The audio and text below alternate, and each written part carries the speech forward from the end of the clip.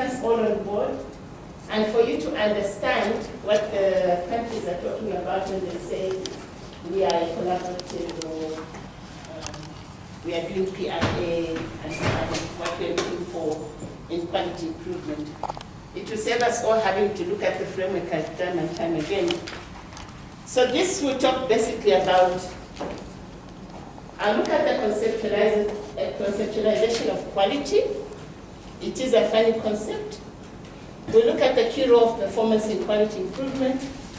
I want to go through an overview, a very rapid overview of some of the quality improvement approaches, for the simple reason that some of these terminologies do tend to cause confusion. I'll tell you why we do what we do, and some of the lessons we've learned, and some of the things that we hope to happen in the near future.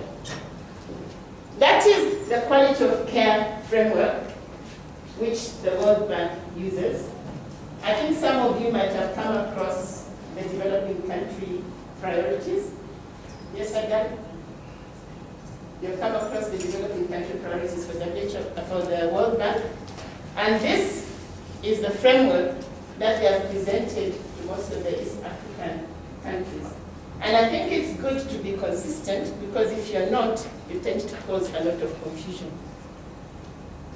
Quality is very elusive, and it actually is a confusing term. Because if I asked each one of you what you understood by quality, I'm sure each one of you will have your own specific definition. Yes? Let me to do it. What is quality? It depends on the context. You see, it's already started with it depends. My point exactly. You have to define quality very precisely if you want to improve it. There is no perfect definition of quality, because you define it in your context, and you define it depending on what you want to achieve. And that is what makes quality messy. You see, if you say treatment for TB, we all know, you just go and get the regimens and you treat. Have you done it? Yes, I've done it. I've done finish. But quality has with it perspectives and different dimensions. What do you mean by perspectives? The point of view. Okay? Quality is from the point of view of the person who's defining quality.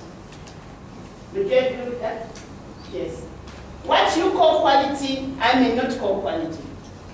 What Anna calls quality, I may not think is quality. Okay? So it has perspectives, and then to confuse it further, it has dimensions. Dimensions are aspects. Their quality, the effectiveness, for example, is an aspect of quality. In TB control, we are talking about effectiveness, isn't it? When we measure our outcome measures, we're looking at effectiveness. Number of people cured. Don't we look at that? Yes. Number of people who completed treatment success. So we are looking at effectiveness. But we also look at technical competence, isn't it? That's an aspect of quality. It's called another dimension of quality. We also look at amenities. Are the toilets clean? Are they available? Is there water? Are the patient seat? Are the room door erected? That's another dimension of quality. We look at interpersonal relationships, how people are talked to. Isn't that another dimension of quality? Access. Are the services actually accessible? Financially accessible? Physically accessible? Or even emotionally accessible? You know, you will not want to go somewhere because they put you off. So that service becomes inaccessible to you. Because you can't stand the way chicken talks, so you don't go there, and therefore it becomes inaccessible. And that's why interpersonal relationships are very important. So as you can see, there are loads of dimensions or perspectives or elements from which you can look at quality. So that complicates the definition further. Because an economist will look at quality from the point of view of cost efficiency. I gave you so much money. what I got out of it, is it worth the money that I put in?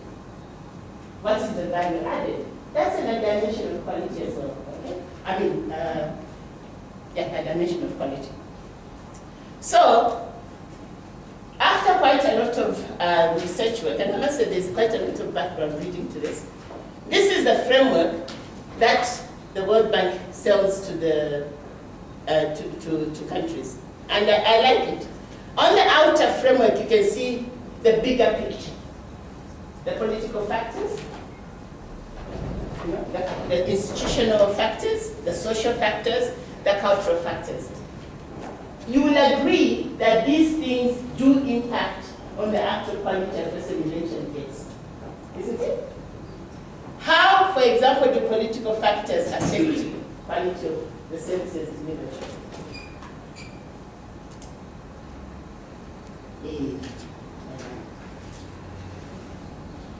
Now, if you stop talking, I also sit down and stop talking. So I will see how it goes. How can political factors influence the quality of healthcare? Yes? Policies. Policies, yes. They make the